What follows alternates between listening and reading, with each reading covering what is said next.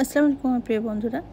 বৃষ্টি তো হয়েই যাচ্ছে মানে এই যে বর্ষাকাল হবে আর ভুনা খিচুড়ি খাবো না সেটা তো আর হতে পারে না। তাই সেদিন বানিয়েছিলাম ভুনা খিচুড়ি। এই যে নিয়েছি গোবিন্দভোগ চাল। যতটা গোবিন্দভোগ চাল নেব তার ঠিক হাফ নিয়েছি মুসুরির ডাল।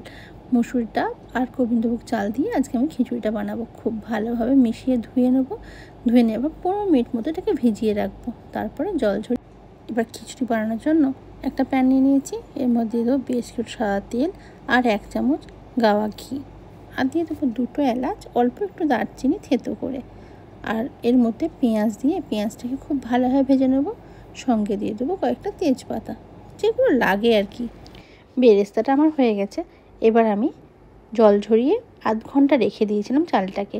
এবার এই চালটাকে দিয়ে চালটাকে খুব ভালোভাবে বেরেস্তার সঙ্গে ভেজে নেব। ভাজা হয়ে যাবে, বুঝতে পারবো কখন, যখন চালের কালারটা চেঞ্জ হয়ে যাবে।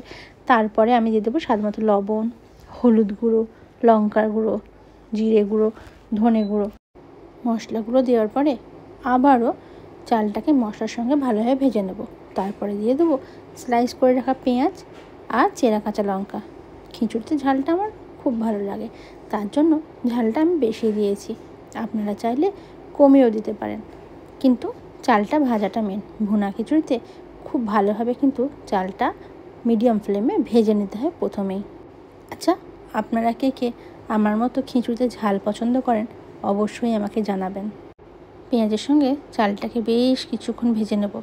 তারপরে চালটা ভাজা হয়ে গেলে দিয়ে দেবো আদা রসুন বাটা। আদা রসুন বাটাটাকে ততক্ষণ ভাজবো চালের সঙ্গে, যতক্ষণে চালের সঙ্গে মিশে যায় আর কাঁচা গন্ধটা চলে যায়। তারপর ওপর থেকে ছড়িয়ে দেবো অল্প একটু চিনি, যাতে খিচুড়িটাকে ব্যালেন্সের মধ্যে চলে আসে, খেতেও দারুণ লাগে।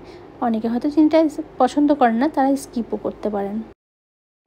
চিনিটাকে চালের সঙ্গে একটু মিশিয়ে নিয়ে দিয়ে দেবো ফুটন্ত গরম জল। যতটা চাল ডাল নিয়েছি তার ঠিক ডাবল ফুটন্ত গরম জল আমি দিয়ে দেবো এই চালের মধ্যে। তারপরে খুব ভালোভাবে চালটাকে ফুটিয়ে নেব। এবার হাই ফ্লেমে খুব ভালোভাবে চালটাকে নাড়াচাড়া করে নেব জলের সঙ্গে, যাতে কোনো লাম্পস না থাকে। আর খুব ভালোভাবে কিন্তু ফুটিয়ে নেব।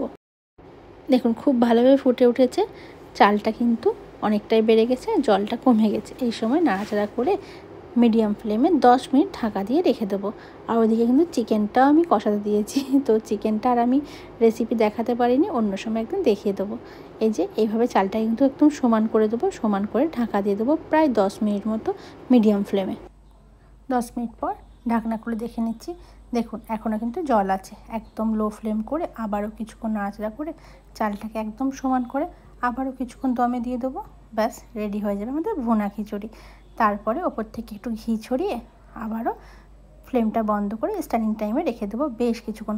খাবার সময় গরম গরম সার্ভ করলে হয়ে গেল। ব্যাস, বৃষ্টির দিনে গরম গরম ভুনা খিচুড়িটা আমি সার্ভ করেছিলাম আলু ভর্তা, চিকেন কষা আর বেগুন ভাজা দিয়ে। আপনারা হলে কি দিয়ে খেতেন অবশ্যই কমেন্টে জানাবেন।